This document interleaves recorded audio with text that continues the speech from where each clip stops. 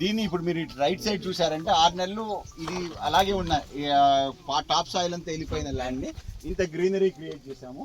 ఇక్కడ ఏంటంటే మాకు అక్కడ బాగుంది, ఈ వాటర్ హార్వెస్టింగ్కి సెమీ సర్కిల్స్ చేసాము. ఆ పైనుంచి ఇప్పుడు వర్షం పడిందంటే ఫస్ట్ సెమీ సర్కిల్స్ నిండిపోతాయి, అక్కడ నిండిందంటే నెక్స్ట్ నిండుతుంది. పైనుంచి వచ్చే జాలు కూడా వర్షం నీళ్ళు వస్తున్నప్పుడు ఎక్కడికక్కడ మీకు సెమీ సర్కిల్స్లో నిండిపోతుంది. ఒక సెమీ సర్కిల్ నిండాక నెక్స్ట్ ఇంకోటి వస్తుంది. అలాగా ఇదంతా ఈ ఆఫ్రికన్ మోడల్లో మధ్యలో ఇంకా ఖాళీగా వేస్ట్ చేయకుండా ల్యాండ్ మన దగ్గర ఉన్న వ్యర్థ పదార్థాలన్నీ దీంట్లో వేసేస్తే ఇది ఒక 3-4 monthsలో బయోమాస్ లాగా అయిపోతుంది. ఈ అరటి చెట్లు అనేది వాటర్ ఎక్కువగా ఉన్నా కూడా తట్టుకోగలదు, అందుకని ఈ అరటి చెట్లు వేసాము.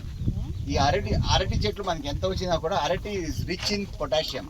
ఏ ఫ్రూట్కైనా మీకు స్వీట్, ఇప్పుడు అడుగుతారు మ్యాంగో స్వీట్గా ఉందా అని. మ్యాంగో కానీ ఏదైనా స్వీట్నెస్ రావాలంటే పొటాషియం ఎక్కువగా ఉండాలి.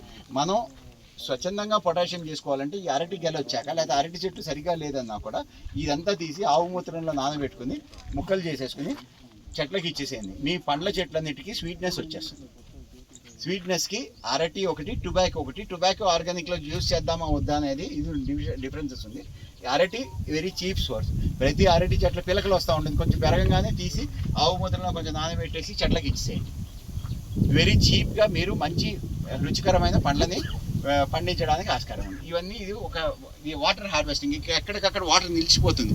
దీంట్లో కూడా చూసారా చాలా, అక్కడ ఒక దీంట్లో చూస్తే మీకు పుదీనా వేసాం. ఈ ఎండాకాలంలో కొంచెం వాటర్ ఉందంటే ఈ చెట్లు నీడల్లోనే ఇక్కడ చాలా ఉన్నాయి చూడండి.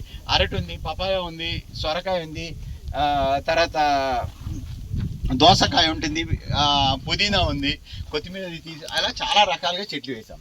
ఇక్కడ రైట్ సైడ్ చూసి ఇది 5 లేయర్ మోడల్. ఒరిజినల్గా 5 లేయర్ మోడల్.